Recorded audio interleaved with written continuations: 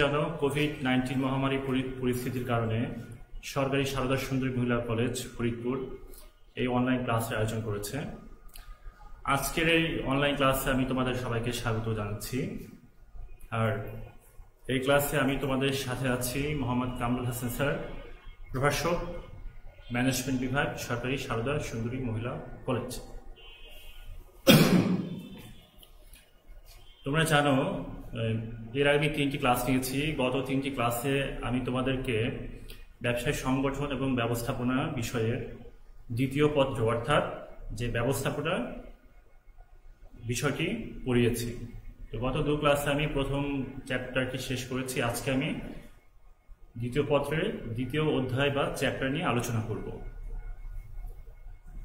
তো দ্বিতীয় পত্রের দ্বিতীয় অধ্যায়ের যে বিষয়টি নিয়ে আজকে আলোচনা করব সেটি হচ্ছে নীতির সংজ্ঞা, তারপর হচ্ছে ব্যবস্থাপনার নীতিমালা। তো নীতিমালা সম্পর্কে আলোচনা করার আগে নীতি বলতে আমরা কি বুঝি সেটি নিয়ে একটু ধারণা লাভ করার চেষ্টা করব। তো এক্ষেত্রে আমি তোমাদেরকে একটি উদাহরণ দিচ্ছি। ধরো আমাদের সরকারি সারদা সুন্দরী মহিলা কলেজ ফরিদপুরে ক্যাম্পাসের ভেতরে ধূমপান করা নিষেধ, এটা হচ্ছে এই কলেজের নীতি। এখন এই নীতিমালার আলোকে আমরা কি কি কাজ করতে পারি? প্রথমত হতে পারে, যেহেতু ধূমপান করা নিষেধ, ধূমপান যাতে না করা হয় এর জন্য আমরা বিভিন্ন ব্যবস্থা নিতে পারি। সেটার জন্য কি হতে পারে, আমরা বিভিন্ন ধরনের লিফলেট টাঙাতে পারি। ধূমপান করলে যে বিভিন্ন ধরনের ক্ষতি হতে পারে সে সম্পর্কে আমরা যারা ধূমপান করেন তাদেরকে আমরা সতর্ক করতে পারি। আমি যে তাদেরকে একজনকে গিয়ে বললাম যে আপনি ধূমপান করবেন না, এখন কথা হচ্ছে সে আমার কথা শুনবেন কেন? তো তাকে বলতে হবে আপনি যে ধূমপান করবেন, ধূমপান করলে আপনার কিন্তু ক্যান্সার হওয়ার আশঙ্কা থাকবে। অর্থাৎ আমরা কি বুঝতে পারছি যে নীতি হলো পরীক্ষিত সত্য, অর্থাৎ এটা কথার মাধ্যমে অর্জন করা হয়নি, এটা হচ্ছে বিভিন্ন পরীক্ষা নিরীক্ষার মাধ্যমে এটি যে সত্য সেটি নির্ধারণ করা হয়েছে। তাহলে আমরা যদি বইয়ের ভাষায় এই কথাগুলোকে বলতে চাই সেটি কি হতে পারে? সেটি হতে পারে এটি হবে মৌলিক এবং প্রতিষ্ঠিত সত্য এবং এটি কাজের দিক নির্দেশনা দিবে। অর্থাৎ একটি প্রতিষ্ঠানে যখন কোনো একটি নীতিমালা থাকবে সেটি কি করবে যে প্রতিষ্ঠানের ভেতরে এই কাজগুলো করা যাবে, এই কাজগুলো করা যাবে না। তারপর আর কি হতে পারে, এটি নির্ধারিত এবং পূর্ব থেকে ব্যাখ্যা থাকে, অর্থাৎ যে আমি কি কি কাজগুলো করব এই সম্পর্কে বিভিন্ন ধরনের ব্যাখ্যা থাকবে এই নীতিমালার মধ্যে। এরপরে যেটি আছে যে ব্যবস্থাপনা নীতিসমূহ সর্বজনীন, অর্থাৎ এই নীতিসমূহ যে শুধুমাত্র যে কোনো একটি নির্দিষ্ট প্রতিষ্ঠান বা কোনো একটি দেশ এগুলোর মধ্যে সীমাবদ্ধ না। এই নীতিমালাগুলো আমরা পৃথিবীর যে কোনো জায়গায় বা যেখানেই প্রয়োগ করি না কেন ফলাফল একই ধরনের হবে। তারপরে আছে যে স্থান, কাল ও পাত্রভেদে প্রয়োগের ক্ষেত্রে নমনীয়তা দেখা যায়। যেমন এই ফ্লেক্সিবিলিটি বা নমনীয়তা কীরকম হতে পারে, যে আমাদের দেশে প্রকাশ্যে যেমন মদ্যপান করা হয় না, কিন্তু আমরা যখন ইউরোপীয় দেশ বা পশ্চিমা দেশগুলোর দিকে দেখি তারা কিন্তু প্রকাশ্যে সেটি পান করছে। কিন্তু এই মদ্যপান করলে তোমার ফিজিক্যাল বা যে পান করে তার ফিজিক্যাল ক্ষতি হওয়ার সম্ভাবনা আছে, তার ক্যান্সার হতে পারে, তার লাঞ্চে প্রবলেম হতে পারে, এটা কিন্তু সত্য। কিন্তু তারপরে তারা সেটা পান করছে। অর্থাৎ কি বলেছিলাম প্রথমে আমি, যে নীতিমালাগুলো কি হবে যে স্থান, কাল, পাত্র ভেদে ভিন্ন হতে পারে, অর্থাৎ প্রয়োগের ক্ষেত্রে নমনীয়তা দেখা যেতে পারে, কিন্তু এর ফলাফল কিন্তু একই রকম থাকবে। অর্থাৎ তুমি যদি ধূমপান করো বা মদ খাও, সেটা খেলে বাংলাদেশের যে জনগণ তাদের ক্ষেত্রে তাদের যেমন হবে, আর যারা বিদেশে আছেন বা ইউরোপীয় দেশ বা আমেরিকার কথা বলি তাদের ক্ষেত্রে একই রকম হবে। কিন্তু হয়তো বাংলাদেশে খাওয়ার ক্ষেত্রে বেশি পরিমাণে কড়াকড়ি আরোপ করা হয়, হয়তো ইউরোপীয় দেশ বা পশ্চিমা দেশগুলোতে এতটা কড়াকড়ি আরোপ করা হয় না। আচ্ছা, এবার আমরা দেখব ব্যবস্থাপনার নীতিমালা বলতে আমরা কি বুঝি। আচ্ছা, এখানে আমরা যে ছবিটি দেখতে পাচ্ছি ভদ্রলোকের নাম হচ্ছে হেনরি ফেওয়েল। এই ভদ্রলোক ম্যানেজমেন্ট স্পেশালিস্ট হলেও উনি ছিলেন একজন ইঞ্জিনিয়ার। তো উনি 1884 সালে ফ্রান্সে জন্মগ্রহণ করেন। তো উনি একটি বই লেখেন, সেই বইটির নাম ছিল হচ্ছে অ্যাডমিনিস্ট্রেশন ইন্ডাস্ট্রিয়াল এড জেনারেল। তো এটি হচ্ছে ফ্রেঞ্চ ভাষায় লেখা ছিল। তো পরবর্তীতে আমেরিকার এই এক ভদ্রলোক তার এই বইটিকে ইংরেজিতে রূপান্তর করেন। তো যখন ইংরেজিতে রূপান্তর করেন তো পরবর্তীতে তার এই বইটি এবং এই যে ম্যানেজমেন্ট বা ব্যবস্থাপনার যে 14টি নীতিমালা আছে সেগুলো সম্পর্কে পুরো বিশ্বের মানুষ জানতে পারে। কারণ ফ্রেঞ্চ যে ভাষা সেটা পৃথিবীর বেশিরভাগ মানুষই জানে না যতটা ইংরেজি জানে। তো সেই হিসেবে মূলত বইটিকে যখন ইংরেজি ভাষায় রূপান্তর করা হয় তার ফলেই মূলত ম্যানেজমেন্ট বিষয়টি সারা বিশ্বের মানুষের কাছে অনেকটা পরিচিতি লাভ করে। তো এই বইটি প্রকাশিত হয় 1914 সালে এবং মিস্টার ফেওল তার বইতে ব্যবস্থাপনার 14টি নীতিমালার কথা বলেছিলেন। তো 14টি নীতিমালা কি কি আছে সেটা আমরা একটা একটা করে এখন জানার চেষ্টা করব। হ্যাঁ, প্রথমটি হচ্ছে কার্য বিভাগ বা ডিভিশন অফ লেবার। আমরা এখানে একটি ছবি দেখতে পাচ্ছি। তো এখানে বিভিন্ন কার্টুন দেওয়া আছে। প্রথমে তোমরা খেয়াল করে দেখো, একজনে মেক দ্য বেড, অর্থাৎ সে বিছানা বসাচ্ছে, আরেকজন ময়লা পরিষ্কার করছে, আরেকজন কি করছে শপিং করছে, আরেকজন কাপড় ইস্ত্রি করছেন, আরেকজন কাপড় পরিষ্কার করছেন, আরেকজন কি করছেন মেক ডিনার অর্থাৎ খাবার তৈরি করছেন, আরেকজন কি করছেন দেখো ক্লিন দ্য হাউস, বাড়িঘর পরিষ্কার করছেন। অর্থাৎ আমরা দেখতে পাচ্ছি এখানে বিভিন্ন মানুষগুলো তাদের বিভিন্ন কাজগুলো করছে। হ্যাঁ, অর্থাৎ এই কথার মূল উদ্দেশ্য হচ্ছে যে প্রতিষ্ঠানে যে সকল কার্যাবলী থাকবে তাদেরকে কি করতে হবে, বিভিন্ন ভাগে ভাগ করে দিতে হবে এবং বিভিন্ন ভাগে ভাগ করে দেওয়ার পর সেখানে স্পেশালিস্ট নিয়োগ করতে হবে।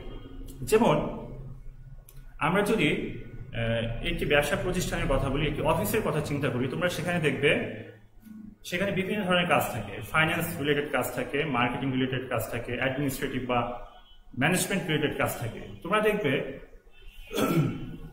যারা ফাইন্যান্স রিলেটেড কাজ করছে তারা অ্যাকাউন্টিং এ এক্সপার্ট, আবার দেখবা যারা মার্কেটিং রিলেটেড কাজ করছে তারা মার্কেটিং এক্সপার্ট। তোমরা দেখবে যে ব্যক্তি মার্কেটিং এক্সপার্ট তাকে দিয়ে কিন্তু কখনো হিসাব নিকাশ করানো হয় না। তাকে সবসময় পণ্য কিভাবে বিক্রি করা যাবে, কিভাবে বিক্রির পরিমাণ সর্বোচ্চ করা হবে সেটা নিয়ে ডিল করতে দেওয়া হয়। অথবা আমরা যদি তোমাদের কলেজের কথা ধরি, যে তোমরা এখানে দেখবা তোমাদের যতগুলো টিচার আছে, যেমন আমি তোমাদেরকে ম্যানেজমেন্ট পড়াচ্ছি, কেন আমি হয়তো ম্যানেজমেন্ট অনেক ভালো পড়াতে পারবো কম্পারেটিভলি। আবার অনেক স্যার তোমাকে কি করছেন অ্যাকাউন্টিং পড়াচ্ছেন, কেন পড়াচ্ছেন তিনি হয়তো আমার চেয়ে ভালো পড়াতে পারবেন। আবার দেখবা কেউ তোমাকে আইসিটি পড়াচ্ছেন, আবার ইংরেজি পড়াচ্ছেন, কেউ জিওগ্রাফি পড়াচ্ছেন। এখন কথা হচ্ছে যে ইংরেজি পড়াচ্ছেন সে কিন্তু তোমাকে জিওগ্রাফি পড়াচ্ছেন না, বা যে আইসিটি পড়াচ্ছেন সে কিন্তু তোমাকে বাংলা পড়াচ্ছেন না। এর অর্থ হচ্ছে যে প্রতিষ্ঠানে যে কাজগুলো থাকবে সেই কাজগুলোকে বিভিন্ন ভাগে ভাগ করতে হবে এবং সেই কাজগুলোকে সম্পাদন করার জন্য স্পেশালিস্ট বা বিশেষজ্ঞ নিয়োগ করতে হবে। হ্যাঁ, যদিও আমাদের বাস্তব ক্ষেত্রে এর ভিন্নতা পরিলক্ষিত হয়, যার কারণে কি হয় যে কাজটি সমাধান করার জন্য আমাদের যেই সময় লাগার কথা তার চেয়ে অনেক বেশি সময় লেগে যাচ্ছে। ঠিক আছে, অর্থাৎ এটাকে বলা হয় কি কার্য বিভাজনের নীতি বা ডিভিশন অফ লেবার। আচ্ছা, এরপরে কি আছে দায়িত্ব এবং কর্তৃত্ব, রেসপন্সিবিলিটি অ্যান্ড অথরিটি। আমি যখন প্রথমে একটি ওরিয়েন্টেশন ক্লাস নিয়েছিলাম সেখানে যে দায়িত্ব এবং কর্তৃত্ব সম্পর্কে একটু বলেছিলাম। তো রেসপন্সিবিলিটি বা দায়িত্ব হচ্ছে তোমার কোনো একটি যে কাজ করার বাধ্যবাধকতা। হ্যাঁ, যেমন তোমাকে যদি বলা হয় তোমার রেসপন্সিবিলিটি কি, একজন ছাত্র হিসেবে তোমার রেসপন্সিবিলিটি হচ্ছে পড়াশোনা করা। ঠিক আছে, এক্ষেত্রে আবার যদি বলি যে তোমার বাবার রেসপন্সিবিলিটি কি, তোমার বাবার রেসপন্সিবিলিটি হচ্ছে তোমাকে পড়াশোনা করতে বাধ্য করা। ঠিক আছে, এখন সেই ক্ষেত্রে তোমার বাবা তোমাকে কি করছে, তুমি যদি পড়াশোনা না করো তোমাকে সেই ক্ষেত্রে যে মৌখিকভাবে তিরস্কার করতে পারেন। আবার যদি ভালো পড়াশোনা করো সেই ক্ষেত্রে তোমাকে কি করবে, তোমাকে পুরস্কার দিবে। যদি পড়াশোনা নাই করো সেক্ষেত্রে তোমাকে শাস্ত্রীয় ব্যবস্থা করতে পারে। ঠিক আছে, তো দেখো আমরা যদি বইয়ের ভাষা বলি সেটা কি হতে পারে যে দায়িত্ব হচ্ছে কাজ করার বাধ্যবাধকতা এবং কর্তৃত্ব হচ্ছে আদেশ নির্দেশনা এবং পুরস্কার ও শাস্তি প্রদানের ক্ষমতা। আচ্ছা, এরপরেরটা দেখি। এরপর আছে নিয়মানুবর্তিতা বা ডিসিপ্লিন। হ্যাঁ, ডিসিপ্লিন বা নিয়মানুবর্তিতা শব্দটির সঙ্গে আমরা খুব ছোটবেলা থেকে পরিচিত। আমরা ছোটবেলায় বিভিন্ন বইতে রচনা পড়েছি, ইংরেজি রচনা ডিসিপ্লিন বা বাংলা রচনা পড়েছি যে নিয়মানুবর্তিতা, যে হ্যাঁ আমরা যদি নিয়ম না মানি তাহলে কি করা যাবে না, আমরা সাকসেসফুল হতে পারবো না, বা আমরা ঠিক ভালো রেজাল্ট করতে পারবো না পরীক্ষায়, আর ভালো রেজাল্ট যদি না করতে পারি তাহলে ভালো প্রতিষ্ঠানে ভর্তি হতে পারবো না, তাহলে আমাদের জীবনটা কি হবে, আমরা যেটা মানে হতে চাই সেটা হতে পারবো না। এটা আমরা ছোটবেলা থেকে শিখেছি। এখন কথা হচ্ছে একটি প্রতিষ্ঠানের ক্ষেত্রে ডিসিপ্লিনটা কেন দরকার। ঠিক আছে, আমরা জানি প্রতিটা প্রতিষ্ঠানের একটি সুনির্দিষ্ট উদ্দেশ্য থাকে, এবং সেই সুনির্দিষ্ট উদ্দেশ্যটা কি, সেটা হচ্ছে মুনাফা অর্জন করা। অর্থাৎ যে প্রতিষ্ঠানগুলো যে মুনাফা অর্জন করার উদ্দেশ্যে প্রতিষ্ঠিত, অর্থাৎ ব্যবসায়ী, তাদের উদ্দেশ্য হচ্ছে মুনাফা অর্জন করা। কিন্তু অন্যদিকে যে রাষ্ট্রীয় প্রতিষ্ঠানগুলো থাকে তাদের উদ্দেশ্য হচ্ছে মানব কল্যাণ বা জনকল্যাণ সাধন করা। হ্যাঁ, এখন তোমার প্রতিষ্ঠানে যে সকল কর্মীবৃন্দ বা কর্মচারী কাজ করছে তারা যদি ডিসিপ্লিন না হন, তারা যদি তাদের যে নিয়মগুলো আছে বা নিয়মানুবর্তিতা অনুসরণ না করেন, সেক্ষেত্রে কি হবে, এক একজন এক এক উদ্দেশ্যকে সামনে রেখে প্রতিষ্ঠান পরিচালনা করবেন। সেক্ষেত্রে কি হবে, আমার এতে করে কি হবে, আমার প্রতিষ্ঠানের যে মূল লক্ষ্য মুনাফা অর্জন করা, সেখান থেকে আমি অনেকটা ডাইভার্ট হয়ে যাব, অনেকটা বিচ্যুত হয়ে যাব। তো সেক্ষেত্রে কি করতে হবে, প্রতিষ্ঠানের যে নিয়ম নীতি আছে সেটার প্রতি বা শৃঙ্খলাবদ্ধ হতে হবে। ঠিক আছে, আমরা দেখো এখানে আমি দুটি ছবি ব্যবহার করেছি। একটি ছবি আছে দেখো ডিসিপ্লিন, তারপর আছে গোলস, এবং মাঝে দেখো বিশাল একটা গ্যাপ আছে। অর্থাৎ এটাকে বোঝাতে চাচ্ছি, তুমি যদি ডিসিপ্লিন হও, তোমার সামনে যত ধরনের বাধা বিপত্তি আসুক না কেন, সেটি তুমি খুব সহজে অর্জন করতে পারবে, সেটা তোমার পক্ষে অর্জন করার জন্য মোটেও কষ্টকর হবে না। অন্যদিকে তার পাশে আরেকটি ছবি রয়েছে দেখো, সেখানে একটি ক্লাসরুম রয়েছে, ক্লাসরুমের মধ্যে কতগুলো ছাত্র ছাত্রী তারা হই হুল্লোড় করছে। অর্থাৎ এর ছবি দিয়ে তোমাদেরকে বোঝাতে চাচ্ছি যে তুমি যদি ডিসিপ্লিন না হও, ইনডিসিপ্লিন হও, সেক্ষেত্রে তোমাকে যত প্রকার রিসোর্স দেওয়া হোক না কেন তুমি তার প্রপার ব্যবহার করতে পারবে না। আর তুমি যদি রিসোর্সের প্রপার ব্যবহার না করতে পারো, সেক্ষেত্রে তোমার পক্ষে যে উদ্দেশ্য আছে সেটিও অর্জন করতে পারবে না। ঠিক আছে, আচ্ছা এরপরে কি আছে আমরা দেখার চেষ্টা করি। দেখো এরপরে আছে আদেশের ঐক্য। আমি একটি উদাহরণ দিচ্ছি, ধরো আমি তোমাদেরকে ম্যানেজমেন্ট সাবজেক্টটি পড়াচ্ছি। তো আমি তোমাদের বললাম যে আগামীকাল তোমরা কি করবে, ব্যবস্থাপনার যে নীতিমালা আছে এই বিষয়ের উপর একটি অ্যাসাইনমেন্ট করে নিয়ে আসবে।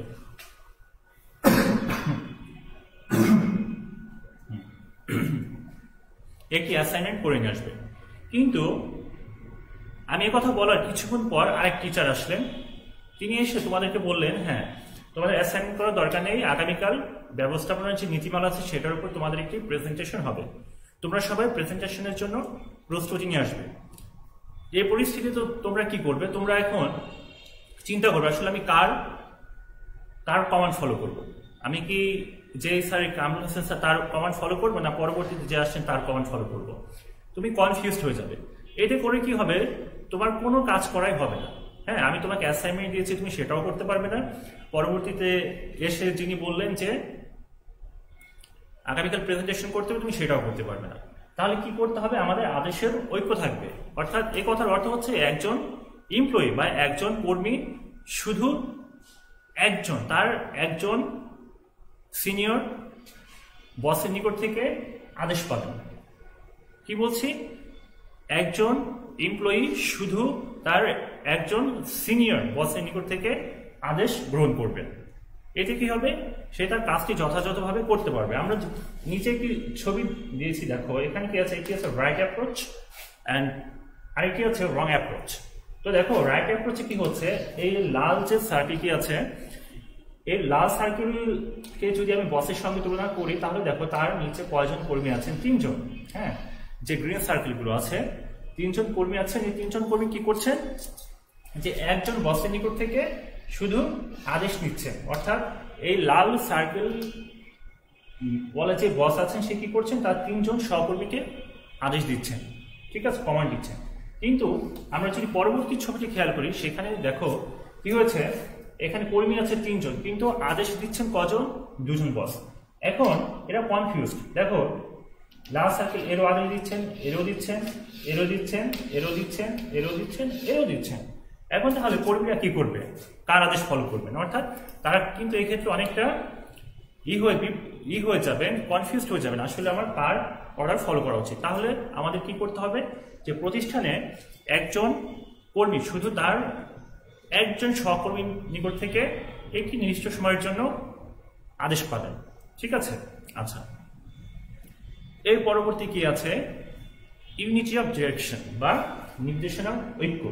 ঠিক আছে, আচ্ছা, তোমরা হয়তো অনেকে প্রশ্ন করতে পারো, স্যার যে আপনি এই বাংলার পাশে আবার ইংরেজিতে এটা দিয়েছেন কেন? হ্যাঁ, এটা দেওয়ার কারণ হচ্ছে তোমরা যখন বড় ক্লাসগুলোতে যাবে পরবর্তী ক্লাসে, সেখানে তোমাদের সবকিছু ইংলিশ ভার্সনে পড়তে হবে। যারা বিভিন্ন ধরনের পাবলিক ইউনিভার্সিটিগুলোতে চান্স পাবে ইংলিশ ভার্সনে পড়বা, তো সেখানে দেখবা কোনো বাংলা নেই। তো সেক্ষেত্রে এখন থেকে তোমরা এই বিষয়গুলোর সঙ্গে পরিচিত হবে। ঠিক আছে, এই জন্য আমি এটাকে পাশে ইংরেজি দিয়েছি। আচ্ছা, যা হোক, তো নির্দেশনার ঐক্যের কথা হচ্ছে প্রতিটি প্রতিষ্ঠানে কি থাকবে, একটি লক্ষ্য থাকবে। তো সেই লক্ষ্যটা কি, মুনাফা অর্জন করা। হ্যাঁ, প্রতিষ্ঠানের লক্ষ্য হচ্ছে কি মুনাফা অর্জন করা। এখন দেখো এখানে কি আছে, একজন ব্যক্তি তার যে কর্মীগুলো আছে একটি নির্দিষ্ট লক্ষ্যের দিকে নিয়ে যাচ্ছে। কোথায়? এই অর্থে বা টাকার দিকে নিয়ে যাচ্ছে। কেন? প্রতিষ্ঠানের মূল লক্ষ্য কি? মুনাফা অর্জন করা। তাহলে প্রতিষ্ঠানের কর্মী আছে তাদেরকে কোন লক্ষ্যকে সামনে রেখে নির্দেশনা দিতে হবে? সেটা হচ্ছে কি মুনাফা অর্জন করা, সেই লক্ষ্যকে সামনে রেখে। অর্থাৎ আমি যদি বইয়ের ভাষায় বলতে চাই, অর্থাৎ প্রতিষ্ঠানের যে মূল লক্ষ্য থাকবে সেই লক্ষ্য অনুসারে কি করতে হবে, প্রতিষ্ঠানে নিয়োজিত কর্মীদেরকে নির্দেশনা প্রদান করতে হবে। আর এটাকে বলা হয় কি নির্দেশনার ঐক্য। তো আমি যদি তোমাদের কথা বলি, ধরো যে আমি তোমাকে একটা নির্দেশ দিলাম, হ্যাঁ, আগামীকাল তোমরা কি করবে, আগামীকাল তোমরা সবাই কি করবে, সবাই তোমরা যে নাচের প্র্যাকটিস করে আসবে। হ্যাঁ, একটা ড্যান্স কম্পিটিশনে তোমাদের নাচের প্র্যাকটিস করে আসবে। এখন কথা হচ্ছে, বাট তোমরা ক্লাসে কেন এসেছো? ক্লাসে এসেছো পড়াশোনা করার জন্য। সেক্ষেত্রে দেখো, ক্লাসে এসেছো পড়াশোনা করার জন্য, কিন্তু আমি তোমাকে বললাম তোমরা নাচের প্র্যাকটিস করে আসবে, তাহলে কিন্তু দেখো নির্দেশনার ঐক্য হলো না। সেক্ষেত্রে আমি যদি তোমাদেরকে বলতাম যে হ্যাঁ, আমি তোমাদের আজকে প্রিন্সিপালস অফ ম্যানেজমেন্ট পড়াচ্ছি, তো আগামীকাল তোমরা এই বিষয়টিকে ভালো করে পড়ে আসবে, তাহলে কিন্তু নির্দেশনার ঐক্যটা এখানে পরিপূর্ণ হতো। তবে হ্যাঁ, যদি আমি তোমাদেরকে বলতাম আগামীকাল কালচারাল ফাংশন হবে কলেজে, তোমরা সবাইকে ডান্স প্র্যাকটিস করে আসবে, সেক্ষেত্রে তোমার লক্ষ্যের সাথে নির্দেশনার ঐক্যটা প্রপার হতো। ঠিক আছে, অর্থাৎ আমি বলতে চাচ্ছি প্রতিষ্ঠানের যে উদ্দেশ্য বা লক্ষ্য থাকবে সেই লক্ষ্য বা উদ্দেশ্যের আড়ালে যাবতীয় নির্দেশনা প্রদান করতে হবে। সরি, হ্যাঁ, আচ্ছা, এরপরে কি আছে দেখো, প্রতিষ্ঠানের স্বার্থে ব্যক্তিগত স্বার্থ ত্যাগ, অর্থাৎ subordination of personal interest to organization. আমরা কি জানি, প্রতিটি প্রতিষ্ঠানে কিছু সুনির্ধারিত লক্ষ্য থাকে। ঠিক আছে, আবার অন্যদিকে প্রতিষ্ঠানের অনেক কর্মী আছেন, তাদেরও কিছু লক্ষ্য উদ্দেশ্য থাকে। ধরো তোমার প্রতিষ্ঠানে 20 জন কর্মী কাজ করছে। ঠিক আছে, এই 20 জনের মধ্যে কেউ চিন্তা করলে হ্যাঁ, এখানে আমি কাজ করে কিভাবে বেশি টাকা আয় করতে পারি। ঠিক আছে, কিন্তু প্রতিষ্ঠানে যে সকল কর্মী নিয়োজিত থাকবে সেখানে তাদের এভাবে চিন্তা করা যাবে না। তারা চিন্তা করবে কি যে হ্যাঁ, আমার প্রতিষ্ঠানের লক্ষ্য কি মুনাফা অর্জন করা, তো কিভাবে প্রতিষ্ঠানের মুনাফাকে আমি বাড়াতে পারি সেই দিকে তাদেরকে খেয়াল রাখতে হবে। ধরো যে তোমার প্রতিষ্ঠানে 10 জন কর্মী আছেন, তুমি ডিসেম্বর মাসে তাদেরকে লক্ষ্য দিয়েছ যে 100 ইউনিট পণ্য উৎপাদন করবেন। ঠিক আছে, এক একজন 10 ইউনিট করে। সেক্ষেত্রে দেখা গেল যে এর ভিতরে 8 জন কর্মী তাদের লক্ষ্য পূরণ করতে পেরেছেন, অর্থাৎ তারা 80 ইউনিট পণ্য উৎপাদন করতে পেরেছেন। আর যে 2 জন কর্মী আছেন তারা 2 জন মিলে 10 ইউনিট পণ্য উৎপাদন করতে পেরেছেন। তো মোট কত ইউনিট হলো? 90 ইউনিট। তো বাকি থাকে কত? 10 ইউনিট। এখন সেক্ষেত্রে এই বাকি যে 8 জন কর্মী তারা তাদের লক্ষ্য পূরণ করেছেন, সেক্ষেত্রে তাদের কি করা উচিত? তাদের উচিত হচ্ছে কিভাবে যে 10 ইউনিট উৎপাদন করা সম্ভব হয়নি, এই 10 ইউনিট উৎপাদন করার জন্য তাদেরকে সহযোগিতা করতে হবে। এই 2 জনকে তারা সহযোগিতা করবেন 8 জন। কারণ কি? কারণ হচ্ছে প্রতিষ্ঠানের লক্ষ্য হচ্ছে 100 ইউনিট উৎপাদন করা। সেক্ষেত্রে এই 8 জন কিন্তু কোনোভাবে চিন্তা করতে পারবে না যে হ্যাঁ, আমি তো আমার লক্ষ্য পূরণ করেছি, আমার এই যে 10 ইউনিট উৎপাদন হয়নি সেখানে আমি কন্ট্রিবিউট করবো না, সেটা উৎপাদন করার জন্য আমি কোনো ধরনের পরিশ্রম করবো না, এটা চিন্তা করা যাবে না। কারণ কি? ব্যবস্থাপনা নীতিমালায় বলা আছে যে প্রতিষ্ঠানের স্বার্থকে কি করতে হবে? সবার উপরে রাখতে হবে। এই জন্য সবার উপরে রাখার জন্য গিয়ে এই ব্যক্তিগত স্বার্থ ত্যাগ করতে হবে, এবং এই যে 10 ইউনিট উৎপাদন হয়নি, ওই 10 ইউনিট উৎপাদন করার জন্য এই 8 জনকে এফোর্ট দিতে হবে। ঠিক আছে, আর এটাকে বলা হয় প্রতিষ্ঠানের স্বার্থে ব্যক্তিগত স্বার্থ ত্যাগ। আচ্ছা, এরপরে কি আছে? রেমিনারেশন বা পারিশ্রমিক। আচ্ছা, স্বাভাবিক অর্থে বা সাধারণ অর্থে পারিশ্রমিক বলতে আমরা বুঝি যে আমরা কাজ করার বিনিময়ে যে অর্থ পাই সেটাই হচ্ছে পারিশ্রমিক। অর্থাৎ কাজ করতে গিয়ে আমরা যে মানসিক বা কায়িক শ্রম দিচ্ছি, এটার বিনিময়ে আমরা কি চাই? প্রতিটা প্রতিষ্ঠানের নিকট থেকে আমরা একটা বিনিময় চাই, সেই বিনিময়টি অর্থ। ঠিক আছে, এখন এই ক্ষেত্রে মিস্টার ফেওল বলেছেন হ্যাঁ, পারিশ্রমিক দেওয়ার ক্ষেত্রে কিছু নীতিমালা ফলো করতে হবে। এখন আমি তোমাদেরকে এই উদাহরণটা দিতে যাচ্ছি। ধরো যে তোমরা দুজন বান্ধবী, ধরো যে তাবাসসুম এবং নাচিয়া। এখন ধরো তাবাসসুম কি করলো? সে প্রতিদিন 8 ঘন্টা করে পড়াশোনা করে। অন্যদিকে নাজিয়া আছে, সে কি করে? সে 6 ঘন্টা করে পড়াশোনা করে। এখন স্বাভাবিকভাবে, এখন ধরো পরীক্ষা দিয়েছে, ঠিক আছে, পরীক্ষা দিয়েছে। এখন আমরা স্বাভাবিকভাবে ধরে নিই যে পড়াশোনা বেশি করবে সে বেশি মার্কস পায়, এবং যে পড়াশোনা কম করে সে কম মার্কস পায়। এটা আমাদের স্বাভাবিক এক অ্যাসাম্পশন। তো সেক্ষেত্রে এখন যে 8 ঘন্টা পড়াশোনা করেছে স্বাভাবিকভাবে সে বেশি মার্কস পাবে, আর যে 6 ঘন্টা পড়াশোনা করেছে সে কম মার্কস পাবে। ঠিক আছে, এখন প্রতিষ্ঠানের ক্ষেত্রে কি হবে? প্রতিষ্ঠানে যে সকল দক্ষ কর্মী থাকবেন, যাদের যোগ্যতা বেশি থাকবে, যাদের অভিজ্ঞতা বেশি থাকবে, তাদেরকে কি করতে হবে? পারিশ্রমিক, তাদের এই যোগ্যতা, দক্ষতা, অভিজ্ঞতা, তারপরে বিভিন্ন যে পারিপার্শ্বিক অবস্থার সাথে যে টিকে থাকার ক্ষমতা, এগুলো যাদের বেশি থাকবে তাদেরকে পারিশ্রমিক বেশি দিতে হবে। আর অন্যদিকে স্বাভাবিকভাবে যারা কম কাজ করবেন, যাদের অভিজ্ঞতা কম, যাদের যোগ্যতা কম, তাদেরকে পারিশ্রমিক তাদের লেভেল অনুযায়ী দিতে হবে। তো আমরা যদি দেখি, তো পারিশ্রমিক কোন বিষয়গুলোর উপর নির্ভর করে আমি যে কথাগুলো বললাম সেটা হচ্ছে কাজের প্রকৃতি, যোগ্যতা, দক্ষতা, অভিজ্ঞতা, জীবনযাত্রার মান, পারিপার্শ্বিক অবস্থা। তা আমি এই কয়েকটি বিষয় আছে দু একটি এখান থেকে ব্যাখ্যা করার চেষ্টা করবো। দেখো, প্রথম আছে কাজের প্রকৃতি। এখন তোমরা দেখবা যে চিন্তা করতে পারো, স্যার যে পরিশ্রম বেশি করলে কি অর্থ বেশি পাওয়া যায়? আপনি তো বললেন না, আমি সেটা বলিনি। দেখো, যদি আমরা যারা মাটি কাটে আসলে, হ্যাঁ, তুমি তাদের দিকে খেয়াল করো, তারা সারাদিন পরিশ্রম করেন। হ্যাঁ, খুব কঠিন কাজ আসলে মাটি কাটা। দেখবা সারাদিন পরিশ্রম করে তারা ক টাকা পাচ্ছে? হয়তো 700, 800, 1000। এটা কিন্তু তার খুব পরিশ্রম হচ্ছে। বাট অন্যদিকে যে ধরো একটি প্রতিষ্ঠানের ম্যানেজার, হ্যাঁ, তার কথা চিন্তা করি, তিনি কিন্তু এই যে মাটি কাটছে তার মতো এত পরিশ্রম দিচ্ছেন না, কিন্তু তার মান্থলি স্যালারি হচ্ছে ধরো 15 লক্ষ টাকা, 15 লক্ষ 17 লক্ষ টাকা। আমি আগে যে ব্যাংকে চাকরি করেছিলাম, ব্যাংক এশিয়াতে, তো যে ম্যানেজিং ডিরেক্টর ছিলেন, ওনার মান্থলি স্যালারি ছিল হচ্ছে 17 লক্ষ টাকা। তাহলে দেখো, আর যে ব্যক্তি মাটি কাটছেন তার দৈনিক স্যালারি ধরো 1000 টাকা, তাহলে তার মান্থলি কত হচ্ছে? 30,000 টাকা। কোথায় 30,000, কোথায় 17 লক্ষ। এখন দেখো, কাজের প্রকৃতির উপর নির্ভর করছে যে তোমার বেতন কেমন হবে।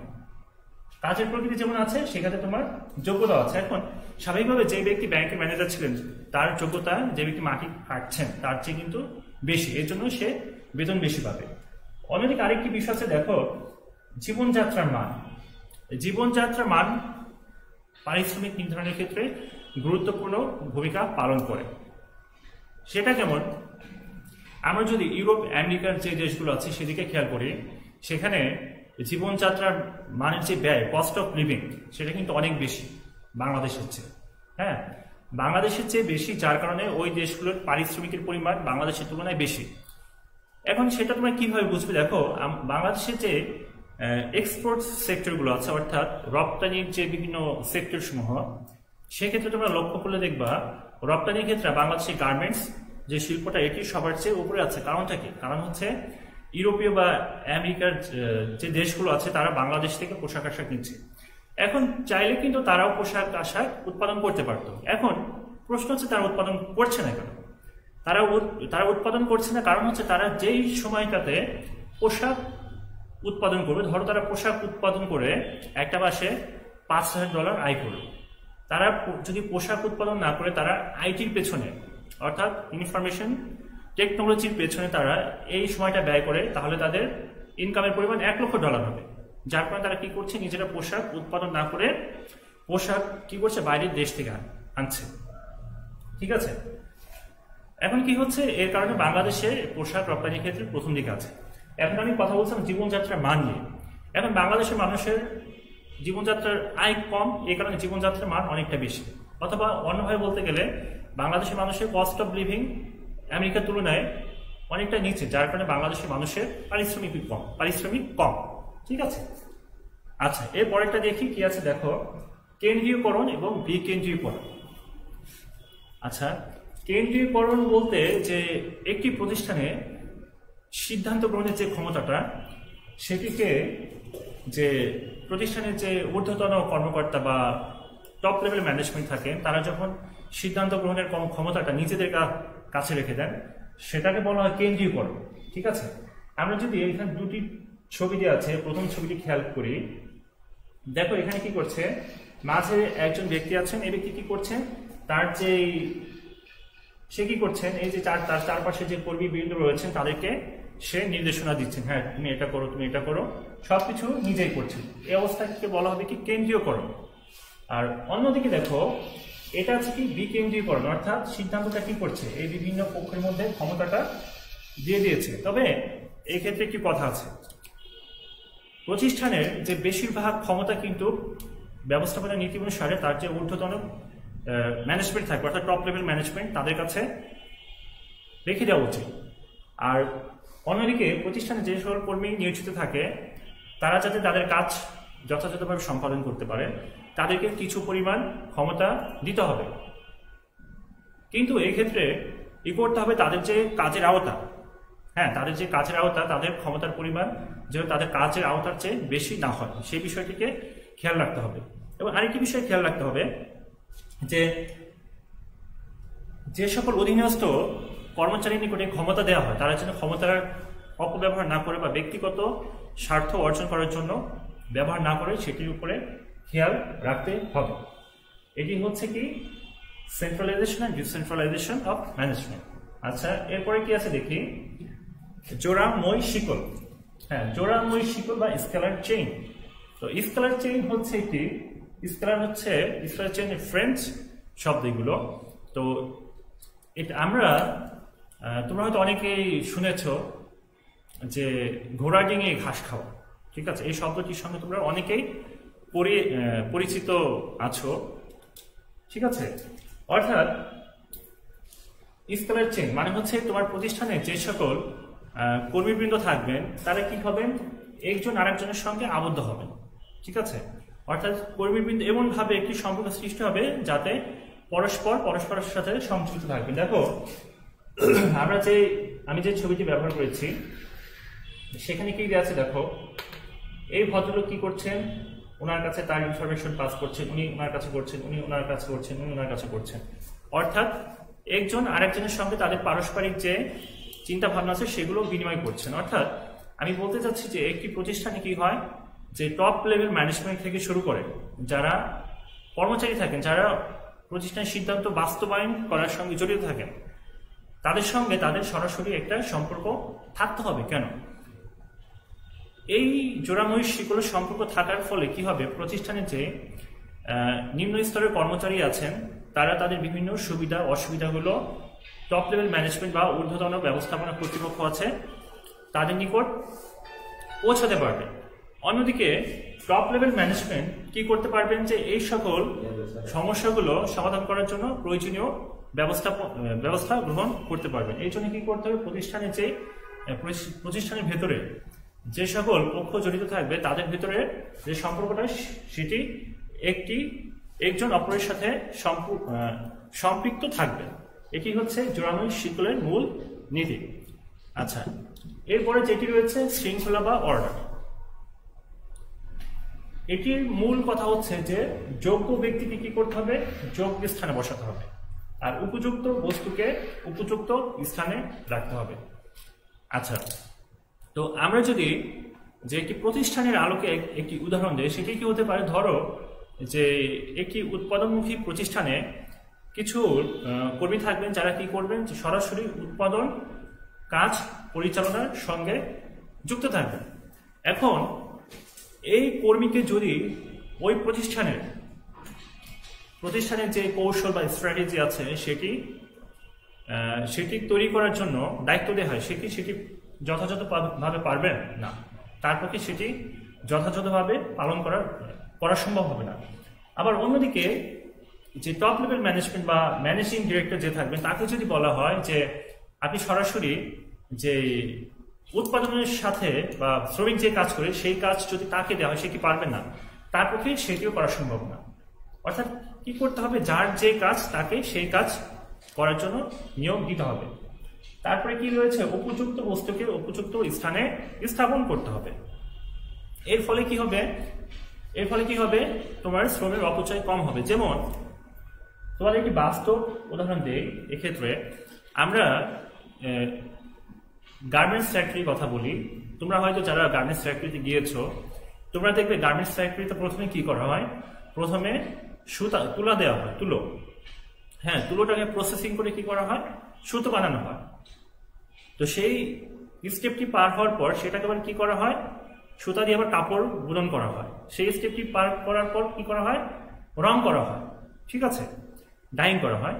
এখন কথা হচ্ছে, আমি যদি প্রথমে তুলোর যে স্টেপ বা তুলোর যে প্রসেস আমি যদি সেটিকে প্রথমে না রেখে আমি যদি এটিকে মাঝে রাখতাম তাহলে কেমন হতো? তাহলে কিন্তু আমার যে প্রসেসটা সেটা ঠিক মতো কাজ করতো না, আমার এক্ষেত্রে সময় বেশি লাগতো। এখন এক্ষেত্রে কি করা হচ্ছে, প্রথমে তুলো দেওয়া হচ্ছে, তারপর সেখান থেকে সুতো বের হচ্ছে, সুতো থেকে সাদা কাপড় বের হচ্ছে, সাদা কাপড়কে ডাইং করে বিভিন্ন কালার করা হচ্ছে। অর্থাৎ অর্ডারের মূল কথা হচ্ছে উপযুক্ত বস্তুকে উপযুক্ত স্থানে রাখতে হবে। আচ্ছা, এরপরে কি রয়েছে দেখি আমরা, সাম্য বা ইকুইটি।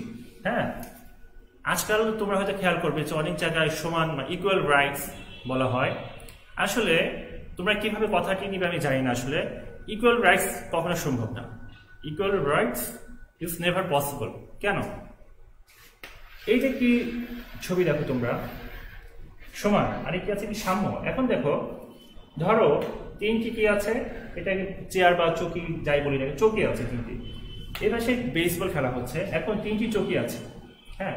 এখন এই চৌকি তিনটি কি করা হলো, তিনজন ব্যক্তির মধ্যে বন্টন করে দেওয়া হলো, ঠিক আছে। একজন ব্যক্তি আছেন লম্বা, হয়তো এই লম্বা ব্যক্তি ছেলে মেয়ে হবে না। এখন দেখো, এই লম্বা ব্যক্তি চৌকিতে দাঁড়ানোর ফলে কি হচ্ছে, এই খেলা দেখেও তার হাইট যে ইটি দেওয়া আছে এখানে যে ফেন্স তার উপরটা অনেকটা চলে গেছে। তারপরে মাঝে যেজন আছে সে কোনো রকমে দেখতে পাচ্ছে, নিচে যেজন আছে সে কি করছে দেখো, সে দেখতে পাচ্ছে না, কারণ তার হাইট কম, চৌকি একই রকম কিন্তু তার হাইটের কারণে সে কিন্তু খেলা দেখতে পাচ্ছে না। অর্থাৎ আমরা যদি সমানের কথা বলি তাহলে কিন্তু বিষয়টা এরকম দাঁড়াবে, ঠিক আছে, সমান, সকলের জন্য সমান অধিকার। কিন্তু আমরা যদি সাম্যের কথা বলি, দেখো কি হয়েছে, এই যে ভদ্রলোক আছেন লম্বা ভদ্রলোক, সেই ভদ্রলোক কিন্তু কোনো ধরনের চৌকির হেল্প ছাড়াই উনি কিন্তু খেলাটা দেখতে পাচ্ছেন।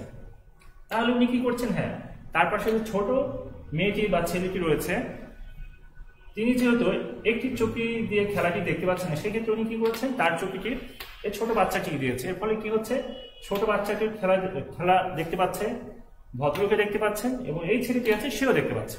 এটাকে বলা হয় সাম্য। অর্থাৎ সমান অধিকার আসলে কখনো সম্ভব না। কারণ হচ্ছে, ধরো তুমি স্বাভাবিকভাবে বেশি পড়াশোনা করছো, তুমি ভালো রেজাল্ট করবে, এটা ন্যাচারাল। এখন আরেকজন যদি দাবি করে বসতে, স্যার ও যে গ্রেড পেয়েছে আমাকে সেটা দিতে হবে না, এটা সম্ভব না। কারণ যে কাজ বেশি করবে সে পারিশ্রমিক বেশি পাবে, যার যোগ্যতা বেশি, যার দক্ষতা বেশি সে বেশি পাবে, এটা স্বাভাবিক। সমান অধিকার হলে সম্ভব না কখনো। অর্থাৎ সেই ক্ষেত্রে আমরা কি করতে পারি, সাম্যের কথা বলতে পারি। সাম্য বিষয়টা কি, অর্থাৎ যার যতটুকু প্রাপ্য, অর্থাৎ সকলের প্রতি সবাই যেন একই ক্যাটাগরিতে কাজ করে। ধরো তোমার প্রতিষ্ঠানে একটি ব্যাংকে 6 জন সিনিয়র অফিসার আছে, এখন 6 জন সিনিয়র অফিসার আছে, 6 জন কিন্তু সমান কাজ করবে না। হয়তো একজন কাজ বেশি পারে, ঠিক আছে, একজন একটু কম পারেন, আবার একটু মাঝামাঝি। কিন্তু যেহেতু সাম্যের কথা বলছে, এই ক্ষেত্রে সবাইকে সাম্যের কথা বিবেচনা করে সমান বেতন দিতে হবে। এখন আমি যদি এই সমান অধিকারের কথা বলতাম তাহলে কি হতো, তাহলে কিন্তু এটা সম্ভব হতো, ঠিক আছে। আচ্ছা, তো এটি হচ্ছে যে সাম্য বা ইকুইটির মূল কথা। এরপরে রয়েছে দেখো চাকরির স্থায়িত্ব বিধান, stability of tenure of job. অর্থাৎ তোমার প্রতিষ্ঠানে যে সকল কর্মচারী রয়েছেন তাদের কি করতে হবে, চাকরির যে নিরাপত্তা বিধান করতে হবে। চাকরির নিরাপত্তা বিধান করলে কি হবে, তারা তাদের পরিপূর্ণ মনোযোগ দিতে পারবে কাজের প্রতি। এতে কি হবে, প্রতিষ্ঠানের যে প্রোডাক্টিভিটি এটা বাড়বে। আর প্রতিষ্ঠানে যখন প্রোডাক্টিভিটি বাড়বে তখন কি হবে, তুমি প্রতিষ্ঠানের লক্ষ্য অর্জন করতে পারবে এবং এর সাথে ইফেক্টিভনেস বাড়বে। ইফেক্টিভনেস কি, সেটা হচ্ছে তুমি কিভাবে স্বল্প মূলধনের মাধ্যমে অত্যাধিক আউটপুট বের করতে পারো, সেটা বাড়বে। এর জন্য কি করতে হবে, যে চাকরির নিশ্চয়তা বা স্থায়িত্ব বিধান করতে হবে। আচ্ছা, এরপরে কি আছে দেখো, উদ্যোগ বা ইনিশিয়েটিভ। আচ্ছা ধরো একটি প্রতিষ্ঠানে, এই যে এখানে একটি ছবি দিয়েছি দেখো, অনেকগুলো কর্মচারী রয়েছে, ঠিক আছে, সবাই কিন্তু সোজা একটি লাইনে দাঁড়িয়েছে। হ্যাঁ, আর একজন কি আছে দেখো, লাল রঙের যে ভদ্রলোক আছেন, সে এই লাইন থেকে বেরিয়ে গিয়েছে। অর্থাৎ প্রতিষ্ঠানে যারা থাকবেন তারা সকলে একরকম না। সবাই চিন্তা খুব এত পরিশ্রম করে কি হবে না, এরকম করলে কিন্তু তোমার নতুন পণ্য আসবে না, তুমি প্রতিষ্ঠানের লক্ষ্যে পৌঁছে দিতে পারবে না। সেক্ষেত্রে কি করতে হবে, নতুন নতুন উদ্যোগ গ্রহণ করতে হবে। এখন ধরো যখন সর্বপ্রথম মোটরোলা কোম্পানি যে ফোন আবিষ্কার করেছিল, বড় একটা 2-3 কেজি ওজনের হবে, এখন তারা যদি প্রথমে ভাবতো হ্যাঁ আমি তো ফোন একটা আবিষ্কার করেছি, আমরা কিছু করা লাগবে না, ঠিক আছে, কিছু করবো না, তাহলে কি হতো, এখন পর্যন্ত ওই 3 কেজি ওজনের ফোন একটা ব্যাগের মধ্যে নিয়ে তারপরে দৌড়াইতে হতো। কিন্তু পরবর্তীতে কি করেছে বিভিন্ন কোম্পানি, না, আমাদের কিভাবে গবেষণা করতে হবে, গবেষণা করে কিভাবে আরো ভালো ফোন বের করা যায়, কিভাবে ডিসপ্লে উন্নত করা যায়, কিভাবে ক্যামেরা উন্নত করা যায়, ফোনের মধ্যে কিভাবে নতুন নতুন বৈশিষ্ট্য অ্যাড করা যায়, সেটা নিয়ে গবেষণা করেছে। এর ফলে কি হচ্ছে, বর্তমানে এক মোবাইল ফোনে তুমি কি পাচ্ছ, সব পাচ্ছ। তুমি ভিডিও গেমস খেলতে পারছো, তুমি মুভি দেখতে পাচ্ছ, তুমি কথা বলতে পারছো, তুমি ছবি তুলতে পারছো, তুমি মেল পাঠাতে পারছো, অফিসের কাজ করতে পারছো, সবকিছুই করতে পারছো। তোমার এক বোন বা ভাই সে দেশের বাইরে রয়েছে, তার সঙ্গে তুমি মুহূর্তের মধ্যে ভিডিও কলে কথা বলতে পারছো। অর্থাৎ কি করতে হবে, যে প্রতিষ্ঠানে যে সকল কর্মচারী থাকবে তাদেরকে উদ্যোগ নিতে হবে, ঠিক আছে, বিভিন্ন বিষয়ে গবেষণা করতে হবে। এবং এই উদ্যোগের ক্ষেত্রে কি করতে হবে, যে টপ ম্যানেজমেন্ট থাকবে তারা কি করবেন, তাদেরকে কর্মীদেরকে কি করবে, উৎসাহ দিবে, তাদেরকে বিভিন্ন ইনসেন্টিভ দিবে। এটি হচ্ছে উদ্যোগের মূল কথা। আচ্ছা, পরে কি রয়েছে, একতাই বল বা স্পিরিট দি কর্পস। এটি হচ্ছে কি ফ্রেঞ্চ ওয়ার্ড, অর্থাৎ প্রতিষ্ঠানে যে সকল কর্মচারী থাকবে তাদের ভেতরে একটি একতাবদ্ধ সম্পর্ক থাকতে হবে, ঠিক আছে। এতে কি হবে, তারা বিপদ আপদে যথাযথভাবে মোকাবিলা করতে হবে। যেমন কি, তোমরা ক্লাস শেষ হয়েছে, তোমরা রাস্তা দিয়ে যাচ্ছ, হ্যাঁ, হঠাৎ করে তোমরা দেখতে পেলে যে তোমার একজন বান্ধবী রিক্সার সঙ্গে ধাক্কা খেয়ে মানে কিছুটা আহত হয়েছে। এক্ষেত্রে তোমরা সবাই যদি এক হয়ে তাকে হসপিটালে নিয়ে যাও, কি হবে, তার এই সমস্যাটা খুব বেশি গুরুতর হবে না। এখন তোমরা কি বললে, না ও করেছে পুরো আমাদেরকে, এখন এই চিন্তা যদি করে তাহলে কি হবে, সে সামান্য আঘাতটা তার কাছে অনেক বড় মনে হবে। তাহলে কি হবে, প্রতিষ্ঠানে যে সকল কর্মচারী থাকবে তারা সবাই একটি একতাবদ্ধ সম্পর্কে আবদ্ধ হবে। এটি হচ্ছে এর মূল কথা। আচ্ছা, এটি ছিল হচ্ছে ব্যবস্থাপনার নীতিমালা। তো তোমাদের যদি কোনো প্রশ্ন থেকে থাকে সেটি এই ক্লাসের যে কমেন্ট সেকশন আছে সেখানে তোমরা লিখবে, আমি চেষ্টা করব তোমাদের সেই প্রশ্নের উত্তর দেওয়ার জন্য। তো সবাইকে ধন্যবাদ জানিয়ে আমি আমার এই ক্লাস শেষ করছি। তোমরা সবাই ভালো থাকো, সুস্থ থাকো, আল্লাহ হাফেজ।